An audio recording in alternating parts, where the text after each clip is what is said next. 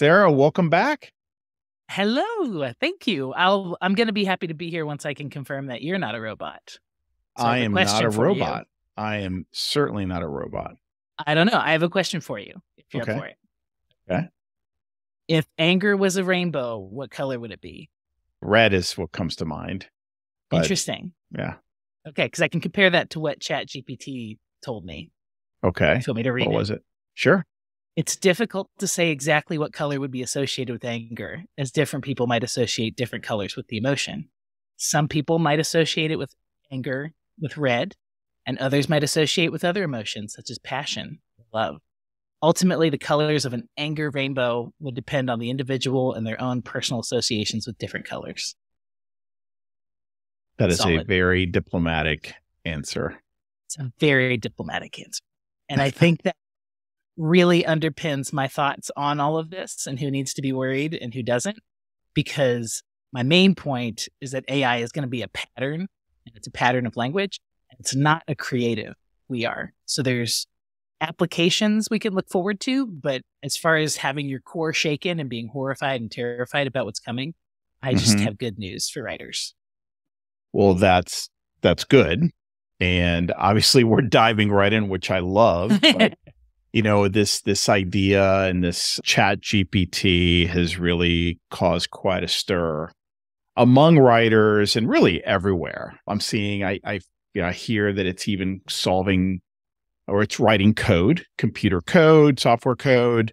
So lots of different people are starting to use it, tinkering with it. And we're going to take a deep dive into, what it is, how it could impact our work, and, what we need to worry about and not worry about. Real quick is just kind of just a little bit of background for those who don't know who you are, not familiar with you. Why don't you give us your 60-second intro? Happy to. So I've been a freelance writer in B2B for about 10 years, working with agencies, direct brands, and publications. And about 3 years ago, I founded the B2B Writing Institute to help other writers get into B2B and really make the most of it and make a stable career out of this. Awesome. We'll make sure to include a link to your website. You got some great, awesome content there. And I love your newsletter. What I love about your newsletter is just so full of personality. It's funny, and I love your sense of humor, and it's useful. So great. Let's talk about, first of all, what in the world is this ChatGPT? It seemed like it came out of nowhere, and suddenly I'm hearing everyone talk about it. Right. Well, and I think we should be a little suspicious about that. Though maybe it says more about my mindset than not. But something to keep in mind is just that this is a product that has like a valuation, and they're trying to sell it for millions and billions of dollars. So I think part of why we're hearing from it from every corner of the world is because it's interesting and useful, but also because it's a product of the company and people are trying to draw attention to it. So we're kind of doing the PR for this company that just released a new product. Well, who created it and put it out there? So I believe the quote I got is that the bot's human creators at parent company OpenAI. It's valued at $29 billion, which is double than that of 2 years ago, and reportedly could go as high as 300 million. Well, that's interesting. Wait a minute. 300 million, but it's 29 billion. A similar deal valued the company at 14 billion. Okay. So maybe I should fact check those numbers. Got it. I've heard the name. I don't know what else they do. If this is their only product, do you know? I don't. I just know there's a lot of bigger companies like Microsoft who have been behind funding it and investing in it. So this is something that has been researched and built for several years and like decades. But what's different is that it's been released to the public, so anybody can really play with it. Got it. And people have been playing with it like crazy because here we are giving it attention. So what else do you know about, the background, the purpose of this, and kind of like why it just kind of came out of the blue? Yeah. So I asked ChatGPT what it is and what it does. You went to the source. It tells us, it's a language model, a computer program that's designed to process and analyze language data. So I use machine learning machine learning algorithms to understand and generate human-like texts. My responses are based on patterns and information I've learned from the data I was trained on, which includes a wide range of texts such as books, articles, and websites. So it positions itself as a tool and something that studies language and then repeats those patterns. And one of the cool metaphors for it is like just an autocomplete at scale. So it just autocompletes and predicts what might come next in a conversation. I like that. I like that analogy. Okay. So why are people freaking out about this? Can you, for those who haven't tried it, haven't played around with it, give us a sense as to why it's creating so much fear? Yeah, I think because, especially if you're intermediate or senior in writing, especially B2B and marketing, when you read it, it really does seem like just your first year in your career, you're just reading something that you could have written. So it is very human-like, and it's very easy and fast to generate like a 500 or 600 word blog post with different specifications, like a tone or a topic, providing suggestions. So at first glance, it could feel like this completely replaces the job that I've done in the past. And that can be pretty scary. Yeah, the examples I've seen and what I've interacted, what it's come back to me with are, I mean, it's not A level, but it's B level writing in many cases. I'd say C or like C minus. I think B is really generous. Okay.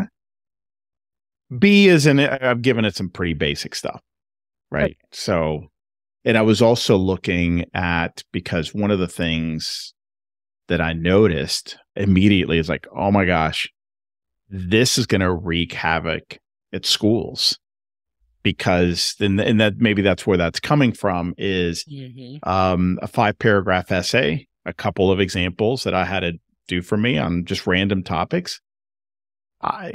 Listen, much better than what I've seen students create in most schools.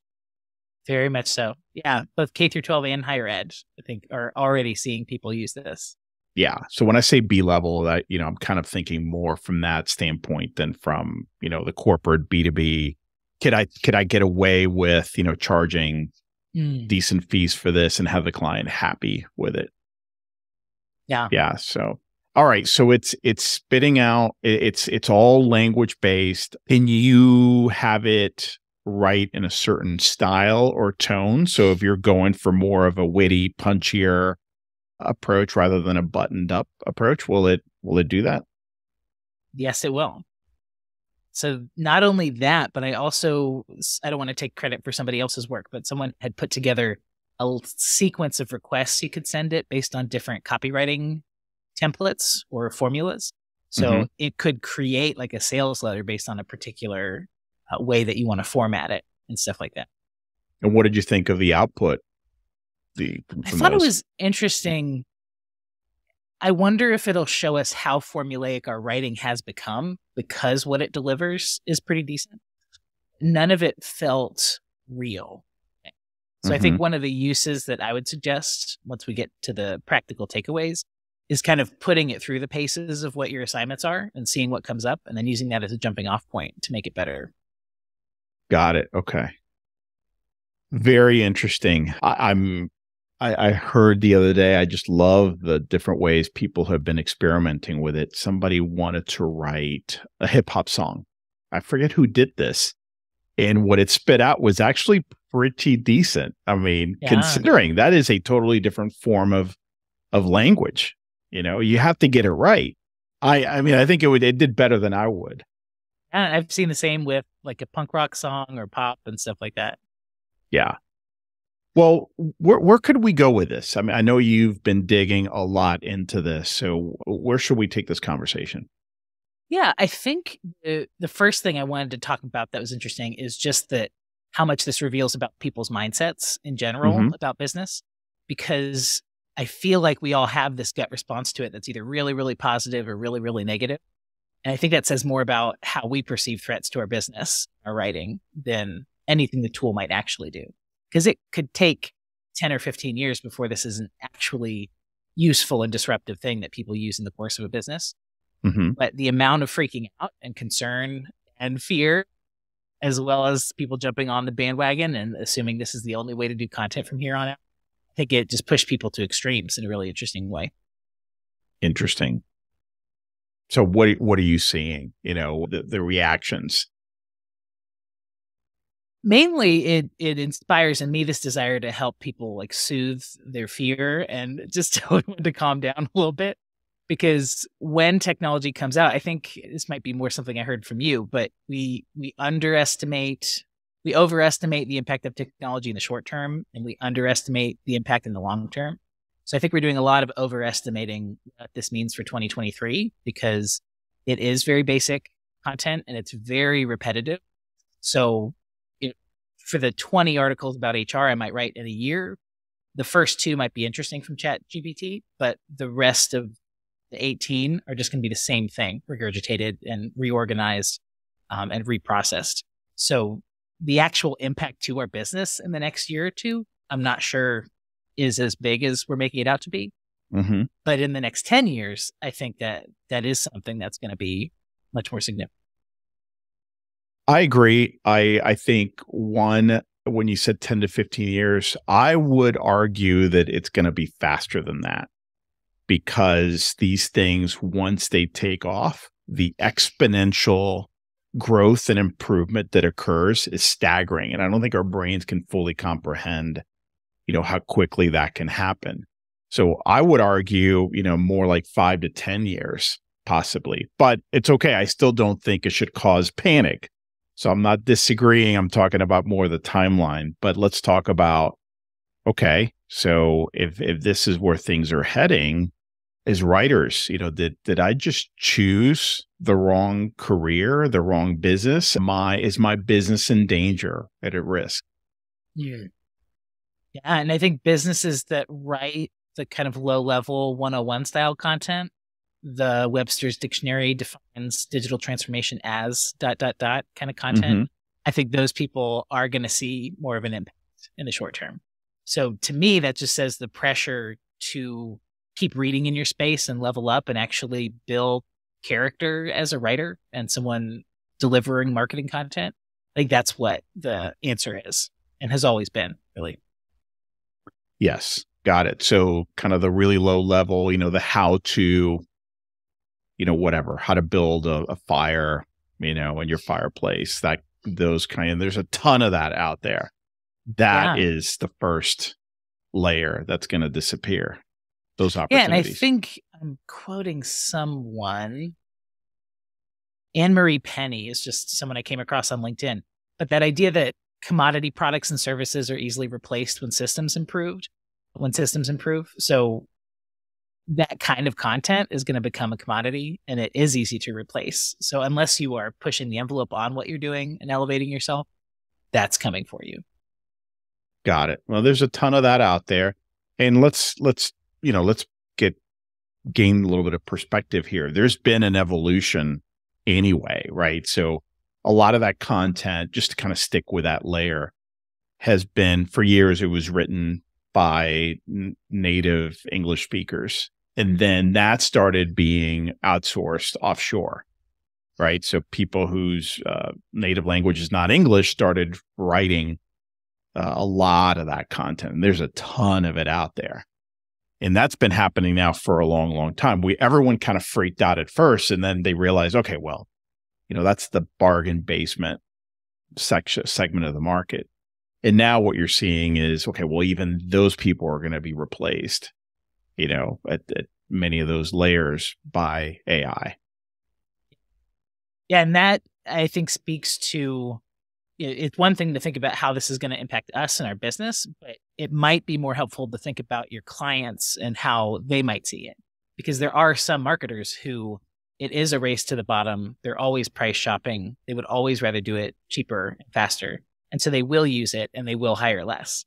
And that, I'm stealing that from Joe Zappa on LinkedIn as well. But this idea that if you're good at creating uninspiring but potent content, that's the kind of stuff that ChatGPT is going to replace pretty quickly. And marketers are going to really enjoy that and just really love being able to get it done cheaper and faster.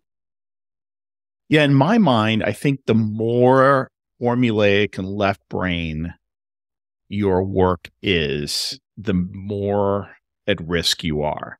So for instance, another area, transcripts.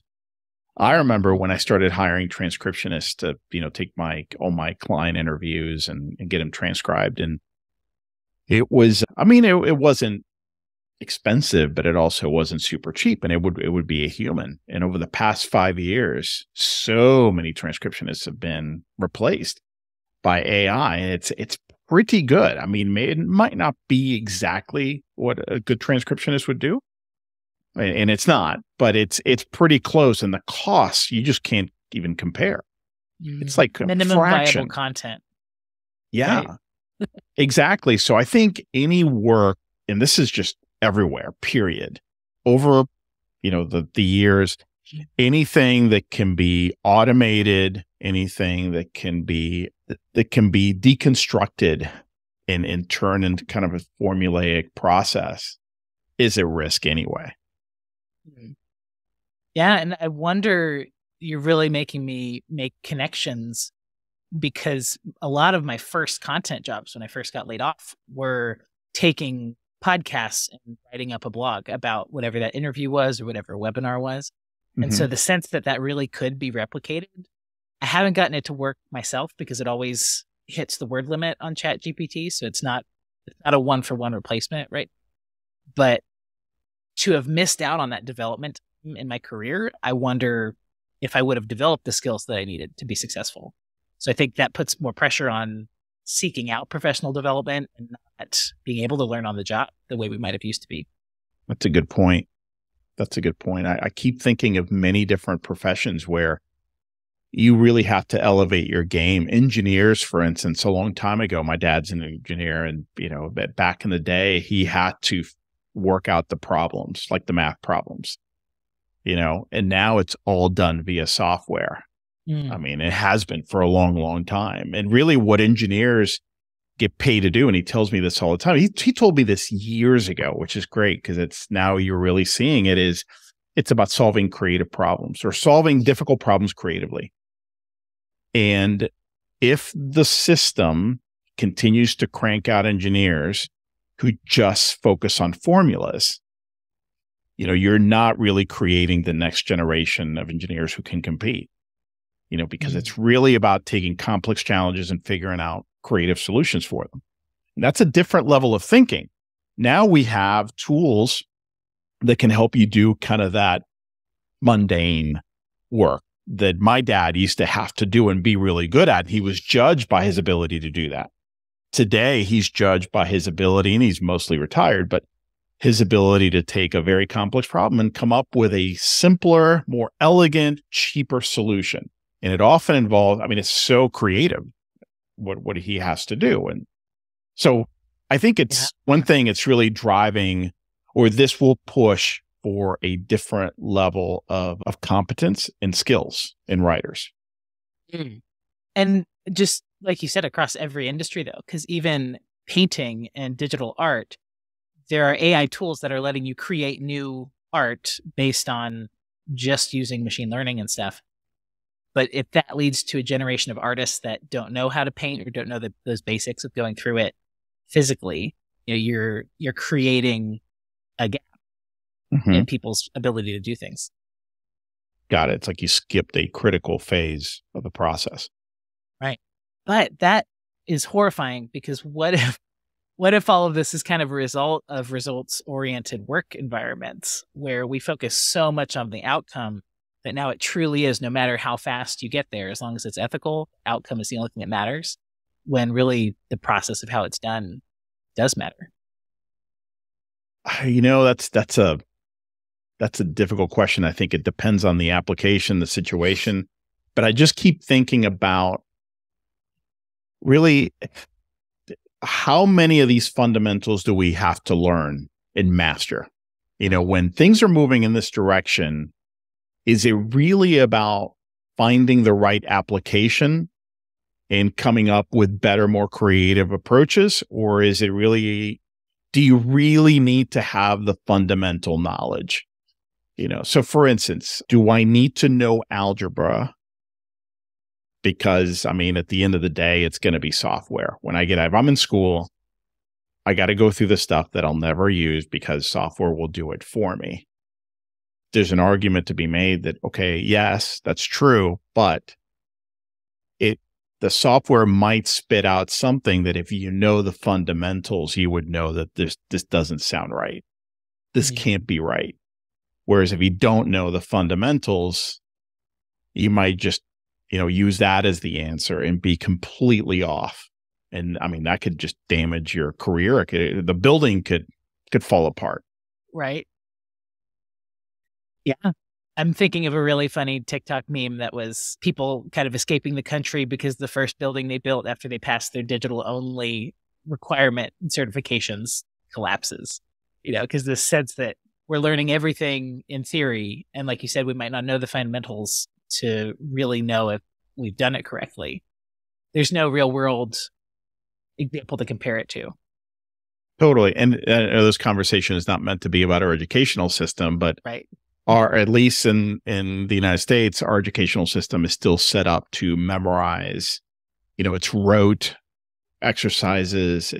There's no context, and they've been trying to move in that direction, but for the most part, I think our system is so broken. And kids, unless they have a wonderful teacher who can connect the dots for them and help them see the bigger picture and the context, or unless they do it themselves, they're just going to memorize, and it's all about getting the right answer, and it's all about getting the A. Mm-hmm. So yeah, and it's all directed by what other people think is important for them to learn. So in your example, like if we decide algebra isn't important anymore, no one's going to have the chance to learn it. Exactly. Or maybe it's an option. Yeah. The people who actually find it fun. Let's come back to this. I know we've talked about some of the dangers, some of the risks, some of the real concerns. Before we move into maybe some of the opportunities this is creating, anything else that you've thought about, or some of the things you keep hearing from people that are freaking them out about this technology? Yeah, I'm thinking, and I kind of hinted at it in the intro as far as mindset's concerned, but I think this is going to really play up people's insecurities about creativity and meaning and even the purpose of their lives and their careers. Because it seems like the more people I talk to, everyone kind of has this hesitancy and insecurity that they can't be exceptional, or that they can't be better than an AI bot and stuff like that. And I think that's going to hold them back from actually beating the bots out for those jobs and that content. Interesting. I can see that. What about, kind of related to that, I'm just curious, I know it's been fed all this language, but is it using existing copyrighted language out there, or is it really doing what a human would do and just kind of pull from multiple sources and create original work? It's pulling only from the sources that it's been loaded with. So right now it's in training mode, and I don't know what those sources are, but it's like a limited body of knowledge, and it's not looking for new information or the World Wide Web or anything like that. Okay, got it. I can definitely see the mindset issue, and I'm seeing it big time right now with people freaking out. Yeah, go ahead. Yeah, just the immediate hopelessness people feel when a new technology comes out, and it's like immediately, oh no, everything I've invested in and everything I want for my career just isn't possible for me because I'm not talented enough to overcome the machine. And I think that's what I want people to not feel, if I can control how they react to this, is just that there is no way for a machine to replace what humans do.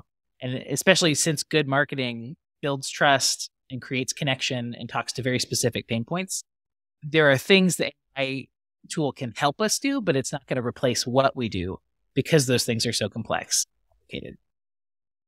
Well, and I know it sounds like we are.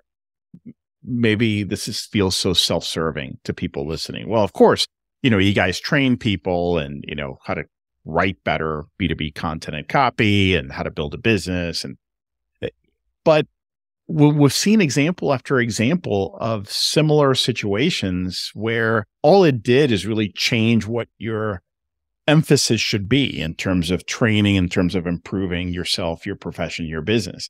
We just talked about engineers, artists, as transcriptionists. I mean, the list goes on and on and on. Musicians, right? It's as new technology comes into the picture, it's really about figuring out, okay, how can I leverage that? I guess that's one option to help me then focus on what I do best. And or how do I pivot so that I'm always competitive, right? So the example of the engineer, because I think that's one everyone can agree on, is okay, it's no longer about my math and science chops. It's about having the basics down, the fundamentals, but then moving to a higher level of thinking where it's now way more right brain. And the book that always comes to mind when I'm hearing these conversations is Dan Pink's A Whole New Mind, which came out, I think it was like 2005, 2006. So this is a long time ago. And he predicted, it was like 5 or 6 criteria, the types of jobs that will never go away. And one of the big categories was right brain thinking, where you really need to provide much more than just, kind of the formulaic output. It's really requires consciousness. I guess maybe it's a metaphysical way of talking about it, where AI still, I mean, there's an argument about this, but AI is still definitely not conscious, right? Yeah. Yeah. And it's the music example that comes to mind. It's who you are as a person, and what you can help other people do is ultimately what you're going to get paid for. And an AI bot, Taylor Swift could use the AI bot and create a song and make a bestseller out of that. But a random person or a bot can't take a chart-topping Taylor Swift hit and make that a chart-topping hit. Like, it's about who that person is and what they're doing with the content. Yeah, that example went better in my head. No. I'm with you. There's so much that went into creating that brand that anybody off the street, even with the same airtime, would not be able to get the same results, because it required something that took years to create as a platform. I mean, I think that's what I took from what you said. Absolutely. I think this is coming to me so much because most of my work is in thought leadership. And there's this focus on, if I could just put enough content out there, maybe I'll get the attention and the trust and the leads that I'm looking for. When in reality, it is who you are as a person and how you show up online that makes those things happen. And so man, that's a quote from Gary Marcus, who's like a pioneer in AI. It's an amazing technology and valuable and useful, but it's not trustworthy and it's not reliable. And you can't sell things to people, and you can't people if you don't have trust and it's not stable. So I just don't think the function of swap out a writer for an AI bot, I just don't think that's an equation that is going to exist because of how it all works. Well, I would agree, but we're on the same page. I think the bargain basement level of the market is going to be the one really impacted, right? So the really just kind of blah content it's fodder. So this is another thing. I love to think of kind of the value pyramid in any industry, but let's talk about B2B writing or just really copywriting, writing, any creative endeavor. There's the bottom of the pyramid is the bargain basement level. And that's exactly what it sounds like. And that's the one that's going to be impacted big time. Even then, I would argue there's some elements that are, maybe not. They might be immune to it. But for the most part, those are the people. So if you're competing at that level, you're going to have a tough go. Then the next level above from that would be more of it's price sensitive, but it requires a little bit more than that, or maybe considerably more. That I think that level of the market is going to be relatively safe, at least for a while. Above that, I like to call the next one the trusted advisor. And I know we're going to talk more about that. And that's when you become much more than a writer. You're bringing ideas to the table. You're helping your clients solve other problems. You're not in order-taking mode. And then there is at the very top of the pyramid is what I call the rock star level. And very few people get to that. And I would argue that that shouldn't be the goal. If your goal is to be that's like saying, you know, I'm entering the music business and I want to be up there with Taylor Swift. I don't think that's a very healthy goal.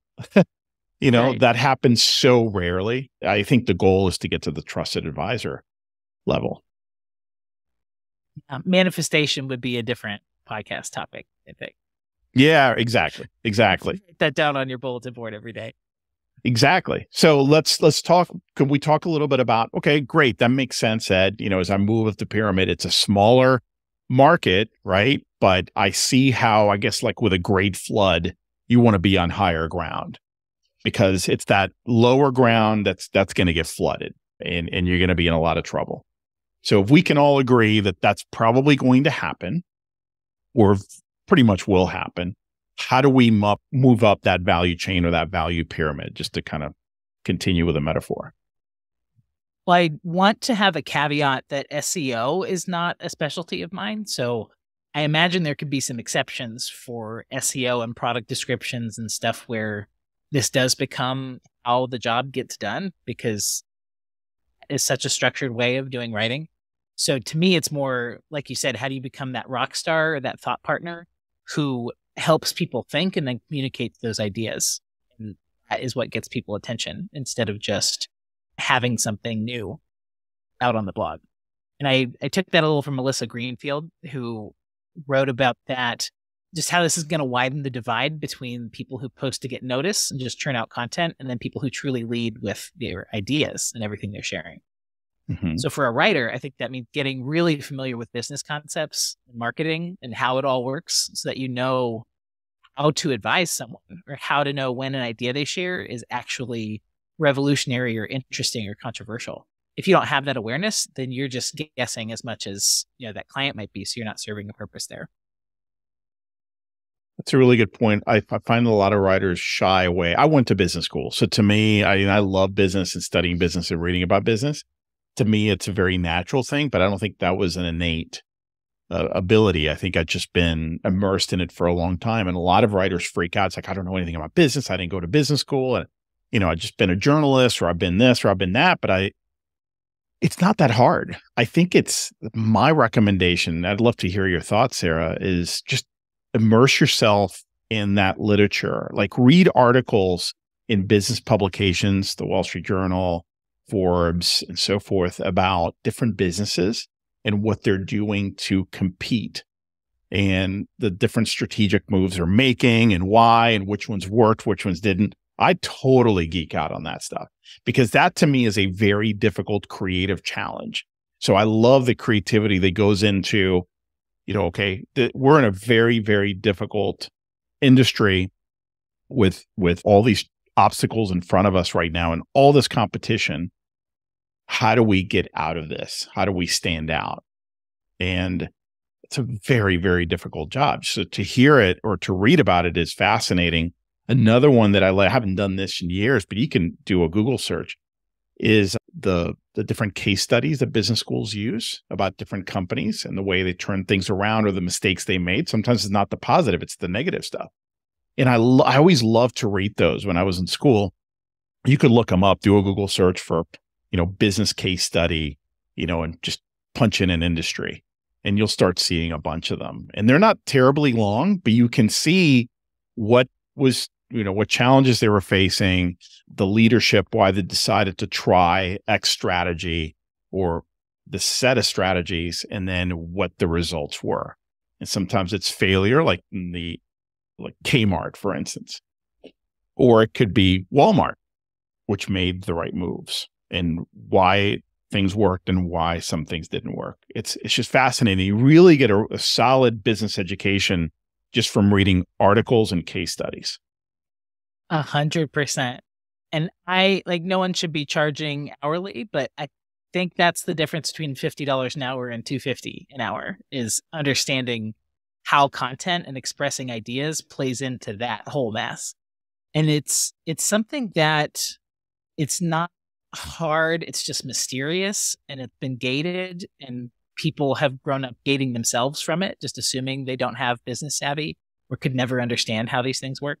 So I think that's why I keep coming back to the person and mindset stuff, because at some point you have to let yourself become a business person and read that stuff and see if it does resonate, instead of just assuming it's too complicated and you're just there to do the art and the Oxford of it. I think those need to merge to really do this well. Couldn't agree more. And I don't want to scare people off. Listen, the stuff you're going to read about, you're probably not going to get involved in that with your clients. It's not about that. You won't understand half of it. Yeah, exactly. It's okay. Just keep, and that you'll be able to connect the dots pretty quickly. Like, you will have enough context that you can get it. You'll get it. But it's not about, oh, now you need to help your clients with business and growth strategy. No, you're probably never going to do that. But that's going to give you the foundational context to help them with some content ideas, content strategy, et cetera. So you need to start really big picture so you understand the landscape of business. And then you can kind of drill down and get into the more, marketing related tactical stuff.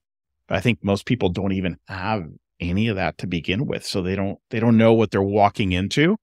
And then they shy away from adding more value to client engagements because I'm just a writer.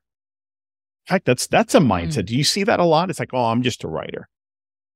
Yeah, most of the people I'm working with now really struggle to identify as a writer. So that's kind of the first hurdle is, okay, I have all this other professional experience. How could I possibly tell people I'm a writer? So I'm more looking at transferable skills there. But once they are a writer, there's a hesitancy to step out of your lane and step into somebody else's lane. But I don't think people realize how much, especially in B2B, our clients are desperate to have someone step into their lane. It's like they're in a car accident on a racetrack and they want you to come into their lane and help them make sense of it and get content out that actually helps with marketing and actually expresses their company's mission and stuff. So it's more permission to interrupt, permission to take the lead with the client, confidence that you're going to lead them in the right direction because you understand them so much. And when you're talking about case studies, it's just like 101 customer research.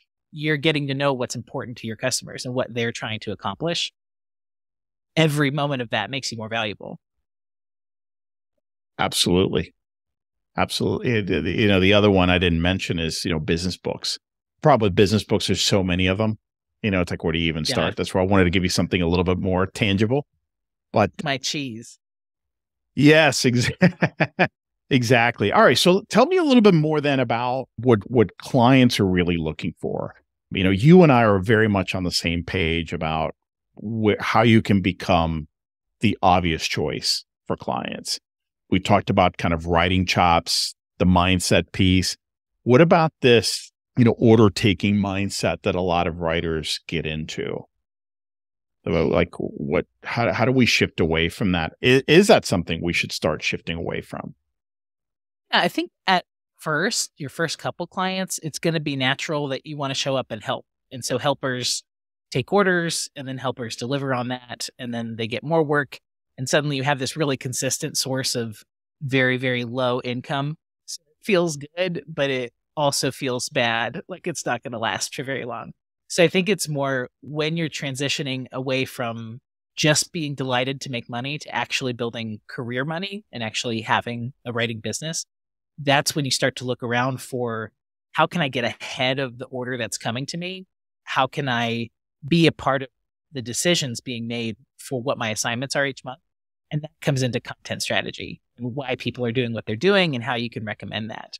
So it seems like almost the recycling chart. It's just very content strategy, content fulfillment, content strategy, content fulfillment, and getting involved in that process. I think every good writer has an opportunity there, and most of them are not taking advantage of it. I have people tell me all the time, hey, somebody wants a prospect wants me to, they want to write a book or they want to write a series of white papers. What should I say? It's like, well, okay, first of all, is this work that you do? Yes or no? Yeah. Okay. The second thing is train yourself to not just go by what they're saying. ask better, more Socratic questions and better understand what they're trying to accomplish. So don't say, okay, yeah, whatever. Let's go into what you're trying to accomplish. No, acknowledge what they're saying, but then go higher level. It's like, tell me more about that. What is it about a book? What would you hope to accomplish with that? And 9 times out of 10, what you'll find is they haven't really either thought this through or their thinking is not as solid as it just should be. So you coming in as someone who can offer some ideas and maybe help them move in a better direction, that is extremely valuable. That is something that ChatGPT cannot replicate. Yeah, because if you type into ChatGPT, like, should I write a white paper or make a case study right now? There's just so many pieces of that decision making that can't come from another data source. Like that comes from intention and mission and goals and things that don't exist yet. And all ChatGPT can do is rearrange things that do exist, like tangible facts and things, and even making up facts, actually. But it can't take us to a new place is where I'm going with that. And I just started the new year with that conversation with 2 different clients where we come in and it's like, there's a opening for a white paper. We just need to do it. Let's just write something. What are some ideas you have? And it started over at the beginning with a whole content strategy conversation, because you can't make the most of that $2,000 you're spending on a white paper if it's not taking you somewhere that doesn't exist yet, if it's not actually contributing to your content and your purpose as a business. I love that. So it's about pivoting that conversation. Great. That sounds great. Why don't we have a deeper conversation so I can better understand what you're trying to accomplish?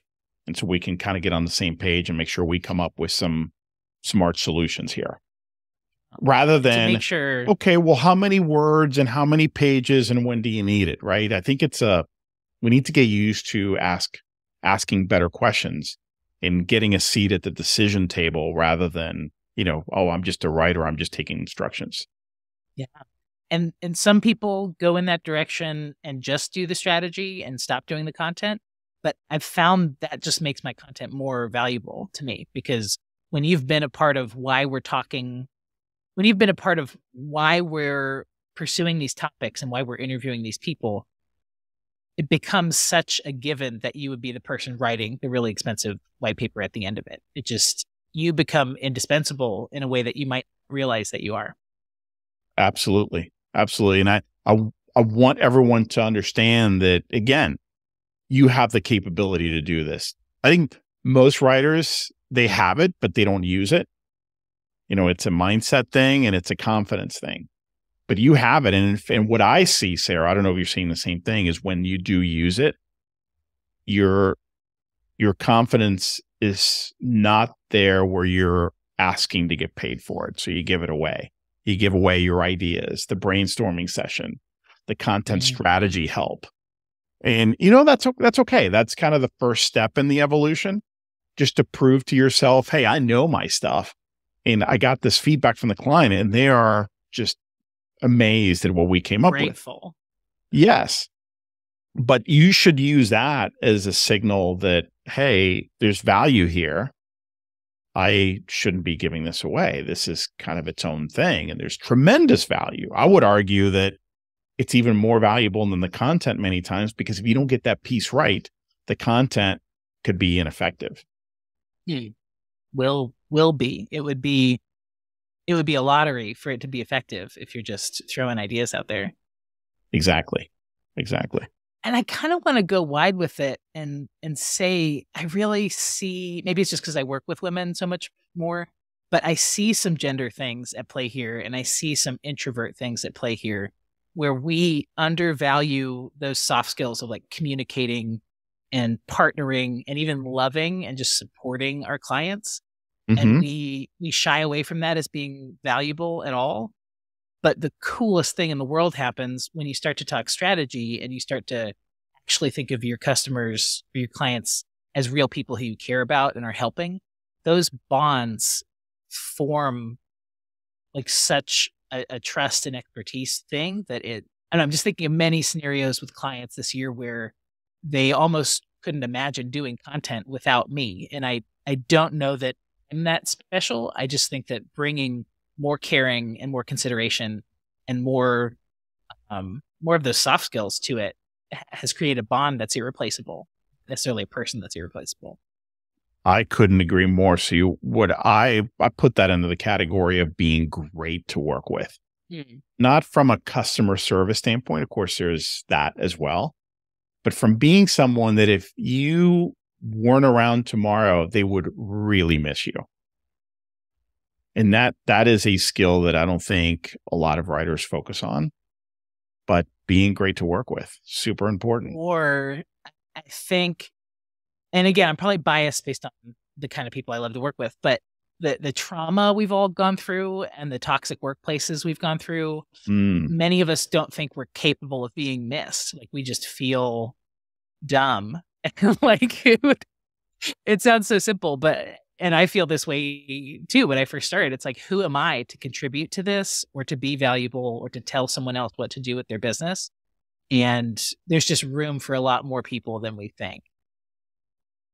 I'll even take it a step further, Sarah. I would say that I've seen this many times, and I even saw it in my own career. If many, many times, even your ex-employer who maybe let you go or didn't see you as indispensable, suddenly, as now that you're a contractor, sees you as so valuable. Isn't that crazy? I've seen this many times before. Yeah, one of the best days of my life was after I got laid off. Both of the people who were my bosses reached out afterwards to try to work together. And the content areas were different, so it wasn't a good fit, but it just felt so satisfying to have people who were in that employer position see you in a completely new way and then want to work with you again. So true. So we talked about a few things in terms of, again, the overarching theme today. How can you escape the wrath of of AI, in terms of writing? We talked about a bunch of different things, such as becoming more of a trusted advisor or partner, not an order taker, being great to work with, bringing ideas to the table. So elevating yourself and recognizing that you bring strategy, other kinds of help that go beyond the writing. We talked a little bit about writing quality, just improving your writing chops, staying on top of that. Look, it's interesting that every other profession really emphasizes that, and people don't even question it. My wife's a nurse. Continuing education. Continuing education is a huge part of pretty much any profession. And in here, we take it for granted. Right? You're either born with it or you're not. Yeah, no, you have to keep growing. And then staying on top of trends, we talked about, just understanding business in general and some practical ways you could do that. But then what about trends in B2B writing and copywriting, right? That's very important, and content marketing. And that becomes part of the advising you're giving your clients. Because when we think of how people addressed the pandemic and wrote about the pandemic in white papers and blogs, what was fresh and new and invigorating in 2020 is now dated and jargony and kind of embarrassing. So when you can be the person advising your client on that and steering them away from things that are bad ideas, that comes from your mastery of writing and the B2B marketing space, not just having good skills and being complimented on writing in the past. Great point. Great point. So, Sarah, as we wrap up, was there anything we didn't address? Any final thoughts on your end? Yeah, I think embracing your own potential becomes the ultimate way to outsmart anything a bot could do to your career or the clients you're working with. Because if you are, I forget if I can cuss, if you are half-butting your work now, then that could be replaced by a robot. But if you are leaning in and reading good examples and following people on LinkedIn and elevating what you're doing, you're going to continue to be exceptional and outsmart anything that's coming through tech. Amen. It's a great way to wrap it up. I love it. So tell us again, where can listeners learn more about the Institute? Yeah, LinkedIn gets very spicy if you just look me up at Sarah Greesonbach. And then B2B Writing Institute.com is where you're going to find the email and some free resources to help people get good at this. Awesome. Great, Sarah. Thank you for coming on again. I recommend that everybody check out B2B Writing Institute. I mean, in fact, it hits on one of the things we talked about. Stay on top of trends in content marketing, in B2B copywriting. And Sarah, I know you always geek out on that and you love talking about it and sharing with the world. So yeah, thank you. Check it out. And I'll prepare your certificate to confirm that you're not a robot. You've passed the test. Exactly. I am not a robot. So thank you for sending me that certificate. Sarah, thanks again for coming on. Loved having you again.